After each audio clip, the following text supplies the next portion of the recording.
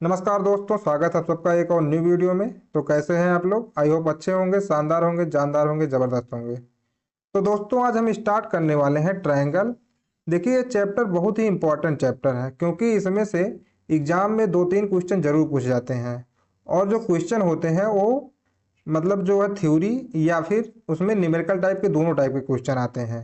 तो बहुत ही important chapter है और इस चैप्टर में हम आप लोगों को बिल्कुल बेसिक से पढ़ाएंगे और जितने भी टाइप के न्यूमेरिकल होंगे सब कुछ लगवाया जाएगा। तो आप लोग क्लास को बिल्कुल भी स्किप ना करें। चलिए स्टार्ट करते हैं आज के क्लास को।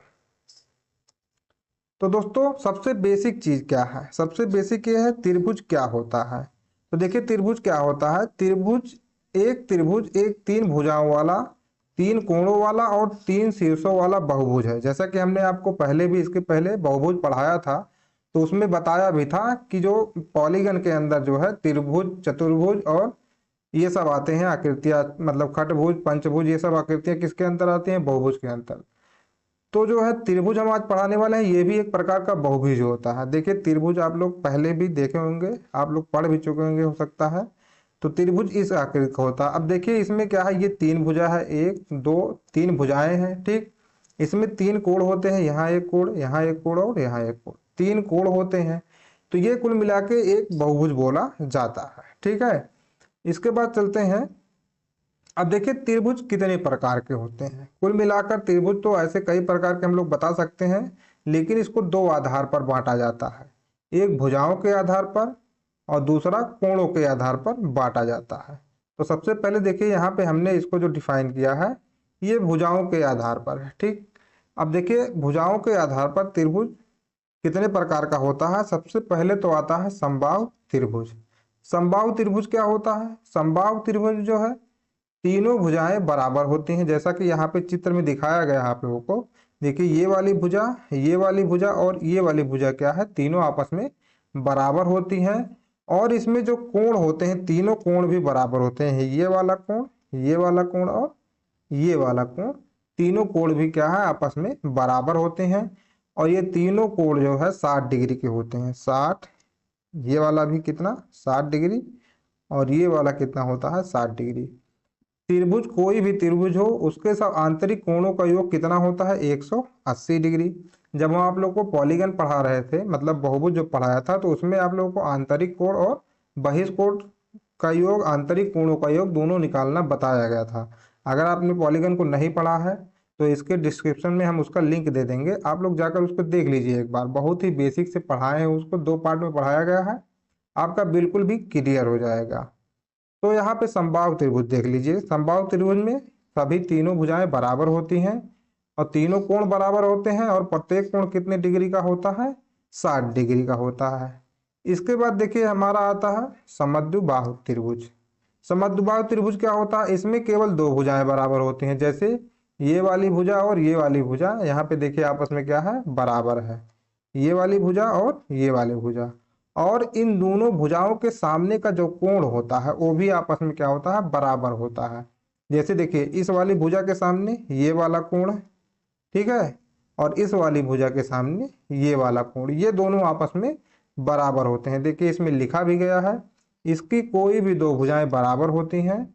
इन दो बराबर भुजाओं के विपरीत कोण भी क्या होते हैं, बराबर होते हैं। तो मेरे भाई जितना भी थ्योरी पढ़ा रहे हैं इसको आप लोग बहुत ध्यान से हल्के में मत लीजिए, क्योंकि एग्जाम में पूछ लेता है तो आप वहीं पे दांत निकाल देंगे, आपको समझ में नहीं आएगा, ठीक। तो इसीलिए इसको भी बिल्कुल अंडर एस्टिमेट मत करिए। जो भी पढ़ा रहे हैं इसको ध्यान से पढ़िए।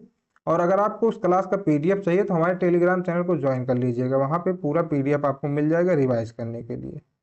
तो चलते हैं अपने अगले त्रिभुज पर। तो हमारा ये अगला त्रिभुज है क्या, विषम बाहु त्रिभुज। जैसा कि इसके नाम से ही हमको पता चल रहा है कि विषम बाहु त्रिभुज मतलब इसकी कोई भुजा भी जो है आपस में बराबर नहीं होती। ये वाली देखिए कुछ अलग, ये वाली अलग रहेगी और ये वाली जो भुजा अलग, मतलब ये सबसे बड़ी है, ये सबसे छोटी और ये सबसे छोटी भुजा है। तो यहाँ पे लिखा भी गया है इसकी सभी भुजाएं अलग अलग लंबाई की होती हैं, इसके सभी तीन कोण भी अलग अलग माप के होते हैं। मेरे भाई जब भुजा अलग अलग रहेगी तो कोण भी अलग अलग ही रहेंगे। देखिए सबसे बड़ी भुजा जो होती है इसके सामने वाला जो कोण होता है ये सबसे बड़ा कोण होता है, ठीक। इसके बाद जो सबसे छोटी भुजा होगी, ठीक है, जैसे यहाँ पे देखिए ये वाली भुजा क्या है, सबसे छोटी, तो सबसे छोटी भुजा के सामने वाला कोण भी क्या होता है, सबसे छोटा कोण होता है। ये चीज इंपॉर्टेंट कर लीजिए, सबसे बड़ी भुजा के सामने वाला कोण सबसे बड़ा कोण होता है, और सबसे छोटी भुजा के सामने वाला कोण जो होता है ये सबसे बड़ा कोण होता है।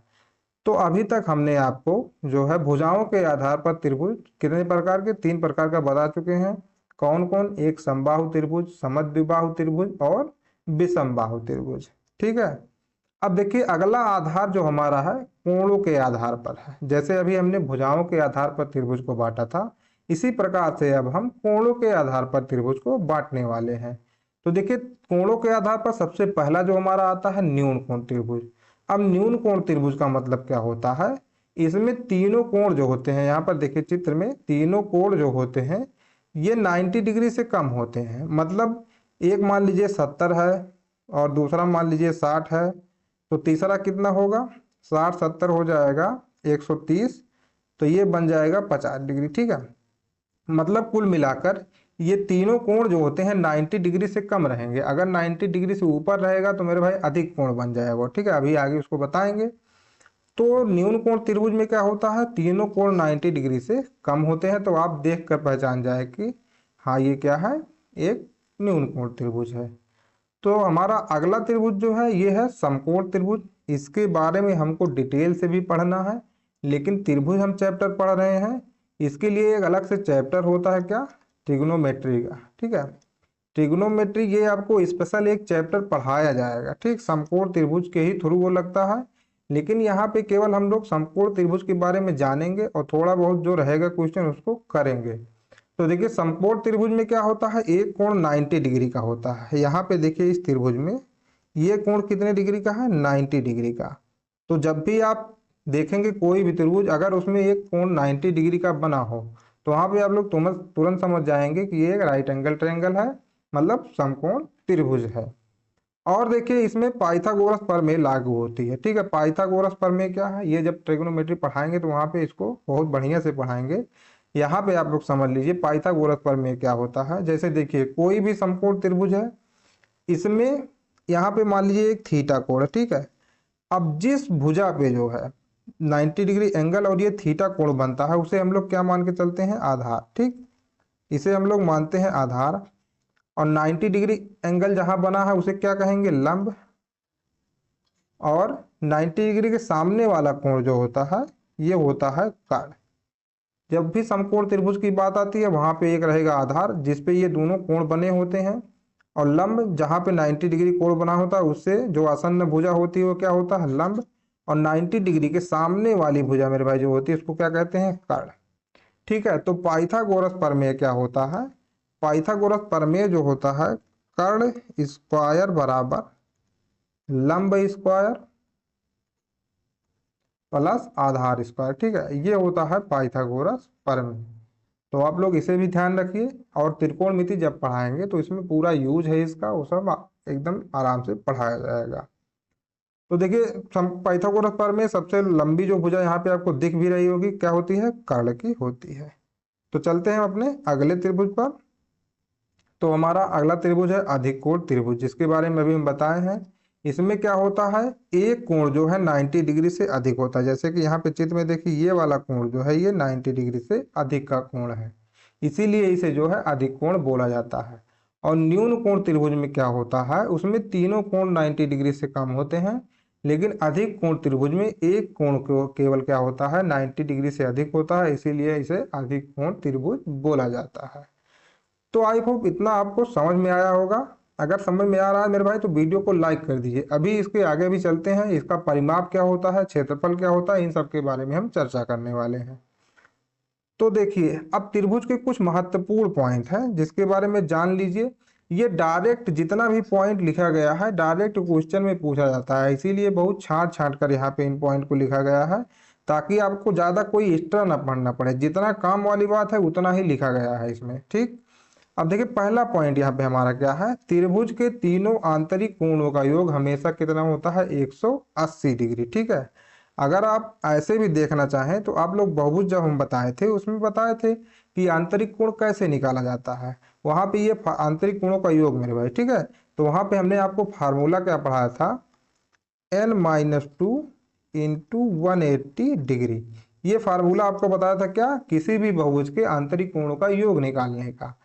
तो अगर आप त्रिभुज है तो भाई उसमें कितनी भुजाएं होंगी, 3 भुजाएं होंगी। तो यन की जगह हम क्या रखेंगे, 3। तो यहाँ पे अगर रखेंगे 3, 3 माइनस 2 गुणे करेंगे 180। तो देखिए ये हो जाएगा 1 और 180 में गुणा करेंगे तो कितना आएगा, 180 ही आएगा।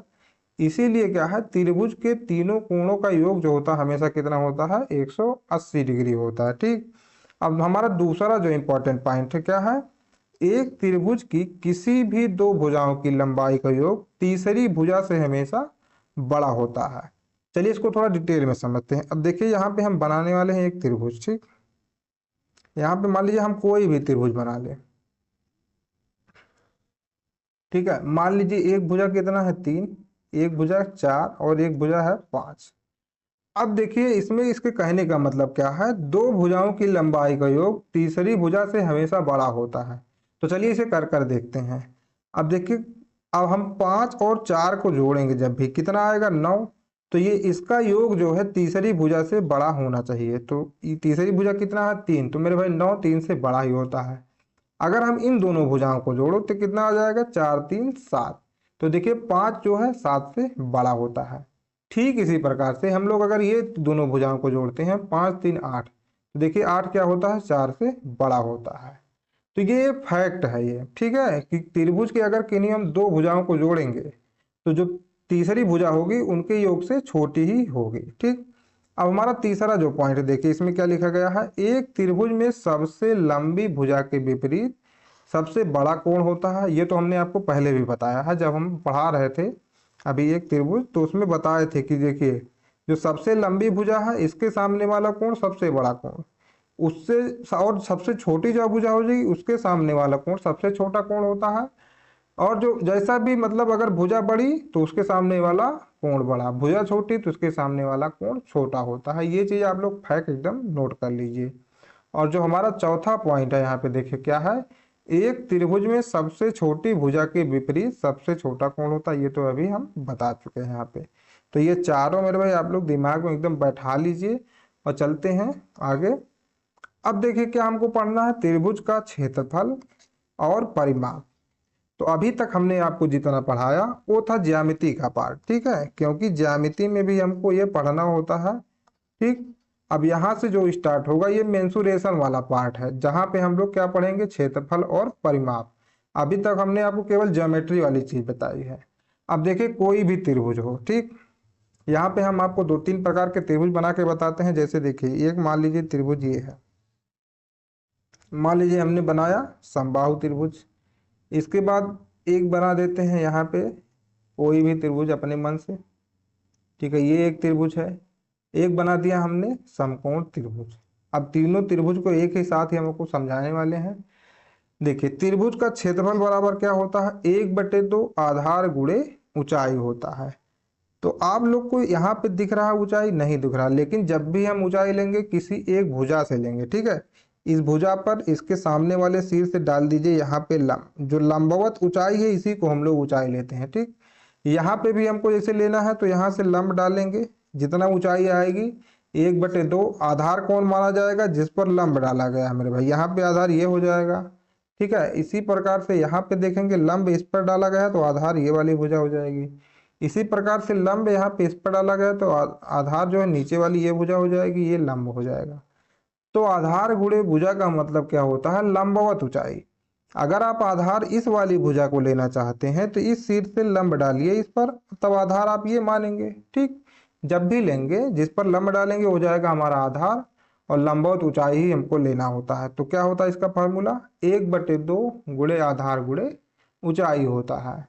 अब देखिए परिमाप क्या होता है त्रिभुज का, त्रिभुज का परिमाप होता है तीनों भुजाओं का योग। जैसे ये वाली भुजा मान लीजिए ए, ये वाली बी, ये वाली सी, 3 भुजा ही होता है किसी त्रिभुज में। तो तीनों भुजाओं का योग जो होगा वो क्या कहलाएगा, त्रिभुज का परिमाप। और त्रिभुज का अगर अर्थ परिमाप आपसे पूछ ले, जिसे हम लोग क्या बोलते हैं, यस, यस बराबर क्या होता है, a + b + c/2, मतलब ये होता है अर्ध परिमाप, जिसका उपयोग हम लोग क्षेत्रफल निकालने में करते हैं। ठीक है, आई होप इतना समझ में आया होगा आप लोगों को। चलते हैं नेक्स्ट पर। तो हमारा अगला टॉपिक क्या है, त्रिभुज की माध्यिका, शीर्ष, लंब और केंद्र। देखिए बहुत ही इंपॉर्टेंट टॉपिक है, क्योंकि इसको बहुत से लोग समझा भी नहीं पाते हैं ना ही समझ पाते हैं, तो हम लोग बिल्कुल आराम से समझने वाले हैं यहाँ पे।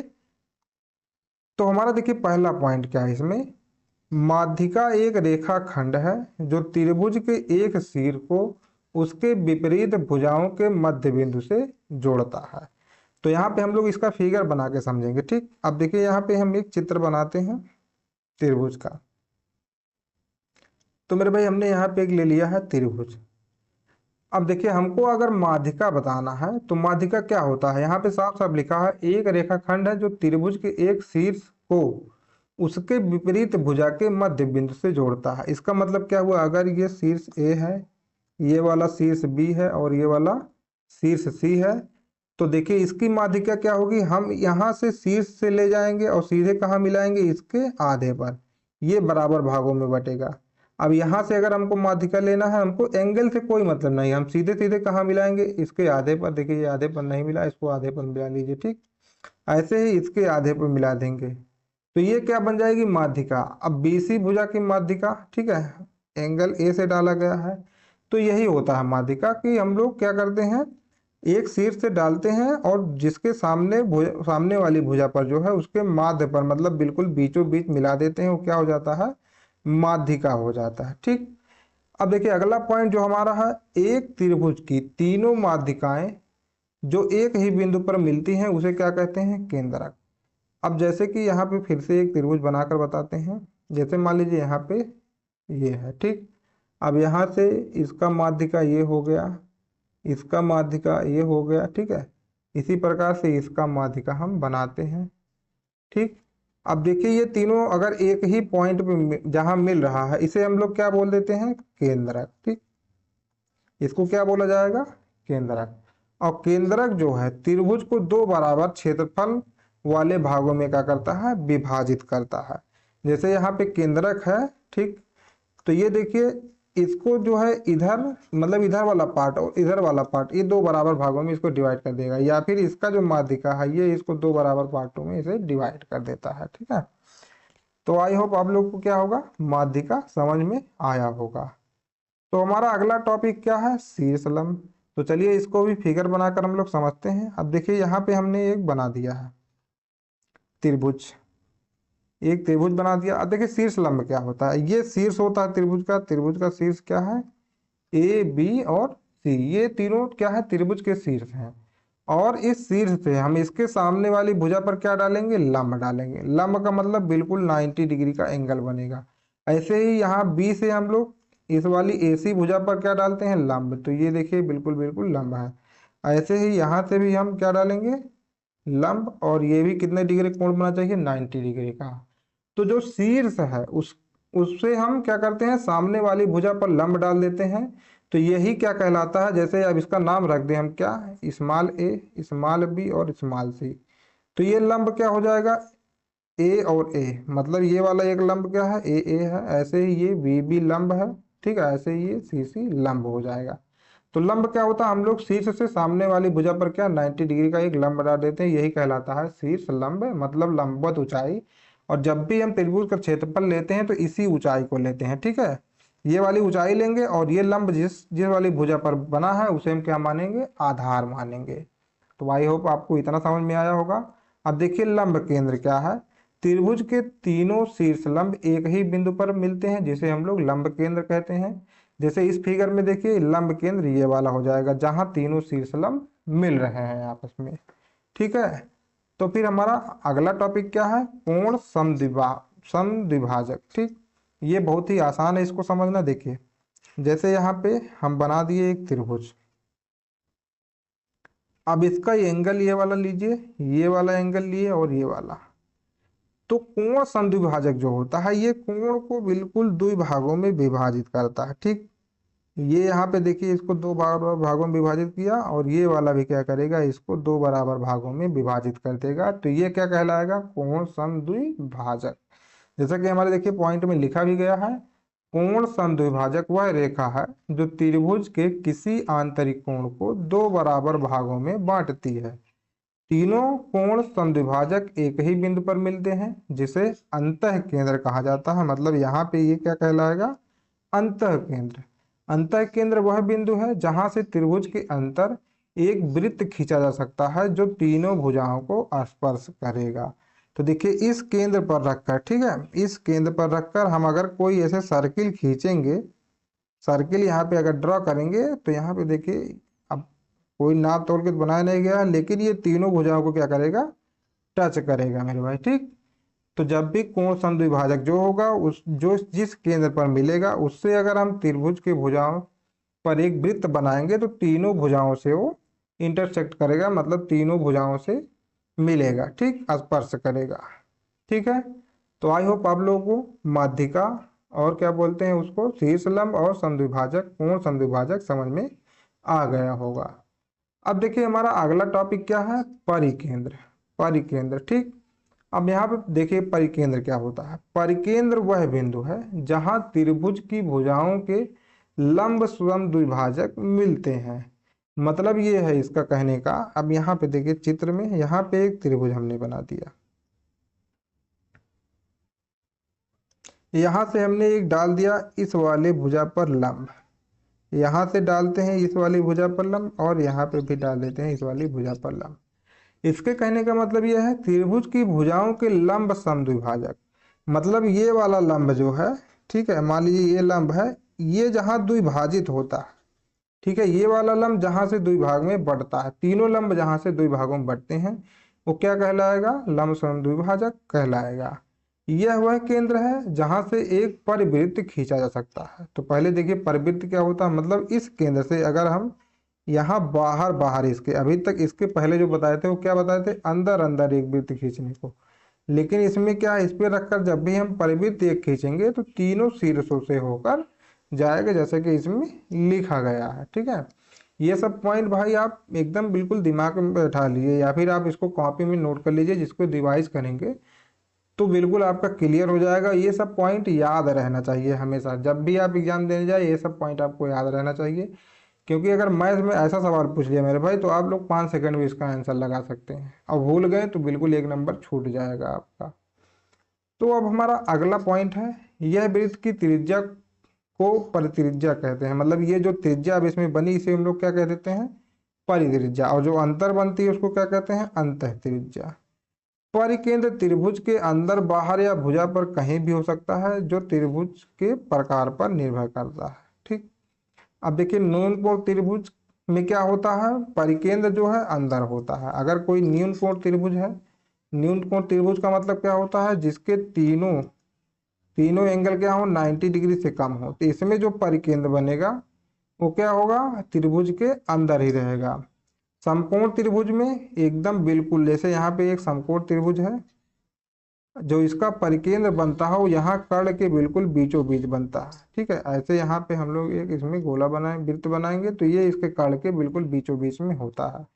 और कोई अधिक कोण त्रिभुज है तो परिकेंद्र त्रिभुज के कहाँ बनता है, बाहर, जैसे कि इसमें बना के भी बता दिए। ठीक, अब हमारा अगला टॉपिक है पाइथागोरस प्रमेय। पाइथागोरस प्रमेय क्या है, इसके बारे में अभी थोड़ा सा हम डिस्कस किए थे। पाइथागोरस प्रमेय कहाँ लागू होता है, किसी भी समकोण त्रिभुज में। ठीक है, समकोण त्रिभुज में एक कोण कितना डिग्री का होता है, आप कहेंगे 90 डिग्री का। ये मान लीजिए त्रिभुज क्या है, ए बी और सी, ये एक त्रिभुज है, इसमें एक कोण 90 डिग्री का होगा, यह क्या कहलाएगा, समकोण त्रिभुज। अब समकोण त्रिभुज में 90 डिग्री के सामने वाला जो कोण होता है वो क्या कहलाता है, कर्ण।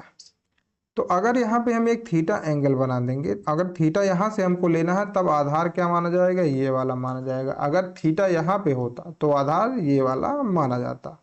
अब देखिए लंब इस वाली भुजा से बन रहा है तो इसको क्या कहेंगे हम लोग, लंब। ठीक है, तो इसमें एक कर्ण होता है, एक लंब होता है और एक आधार होता है। तो इसका फार्मूला अभी हम बताए थे आप लोग क्या होता है, कर्ण स्क्वायर बराबर आधार स्क्वायर प्लस लंब स्क्वायर, जैसा कि इसमें लिखा भी गया है। इसका उपयोग हम लोग अज्ञात भुजा की लंबाई निकालने के लिए करते हैं, अगर हमको बाकी दो भुजा प्राप्त हो। जैसे यहाँ पे अगर हमको लंब पता है और आधार पता है तो हम कर्ण आसानी से निकाल सकते हैं, या फिर कर्ण पता है लंब पता है तो आधार निकाल लेंगे, या फिर कर्ण पता है आधार पता है तो हम लंब निकाल सकते हैं। मतलब हमको दो भुजा ज्ञात होनी चाहिए, तीसरी हम इसके सूत्र से निकाल लेते हैं। तो अब हमारा अगला टॉपिक है त्रिभुज की समरूपता और सर्वांग समता।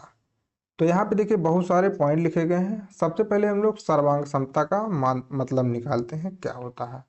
देखिए मान लीजिए दो त्रिभुज है, ठीक, यहाँ पे हमने बनाया दो त्रिभुज।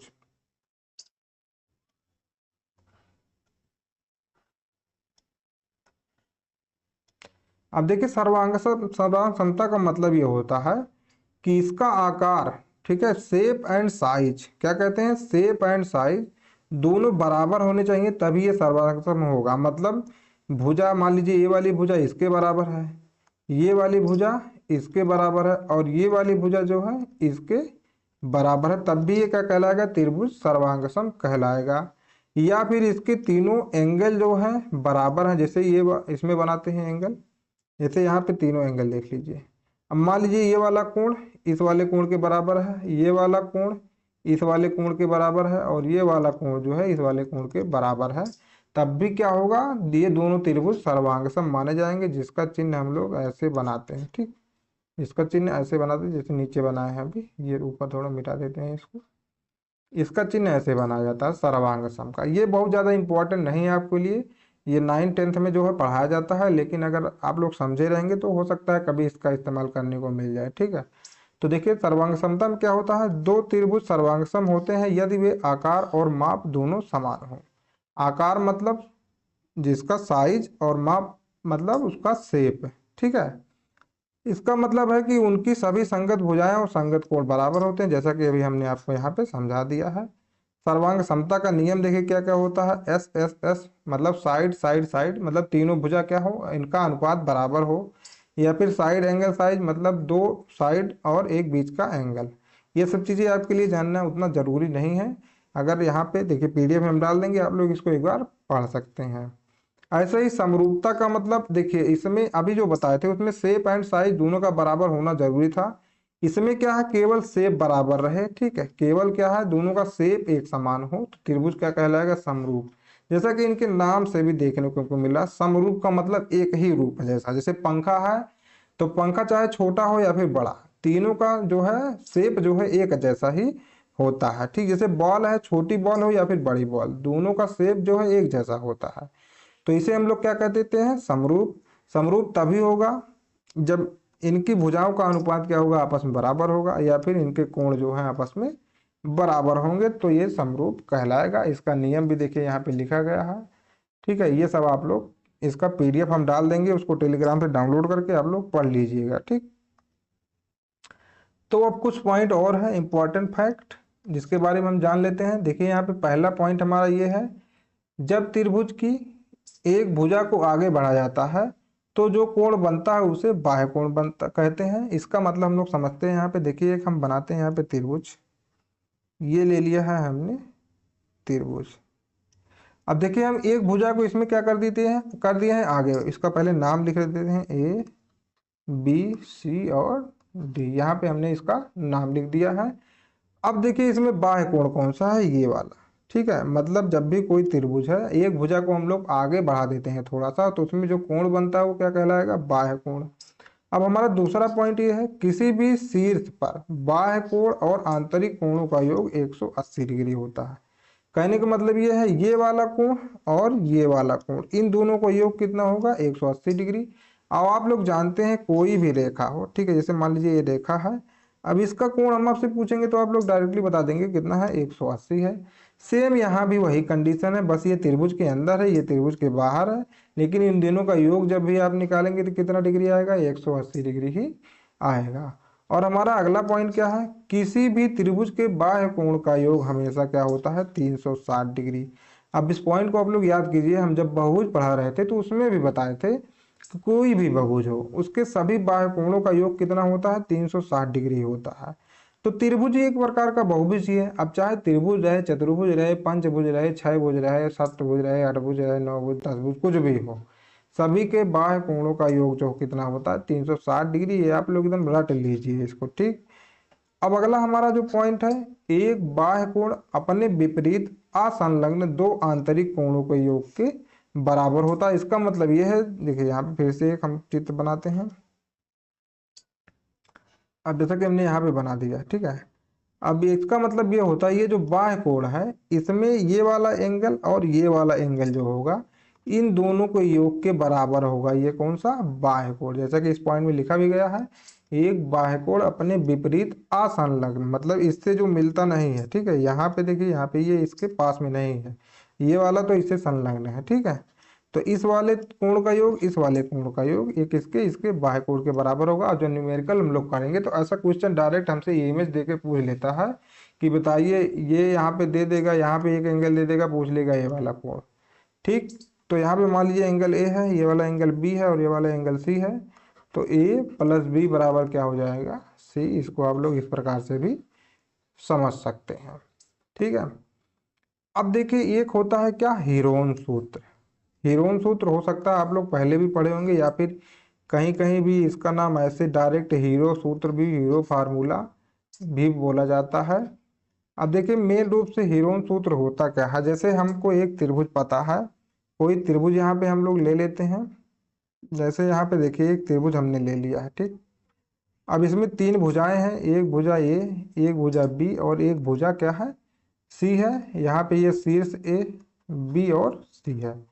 अब इसमें हमको कोई एंगल नहीं पता, ठीक। केवल हमको क्या पता है? भुजा, मतलब साइड इसकी पता है, तीनों साइड। और हमसे पूछ ले कि इसका बताइए क्षेत्रफल क्या होगा।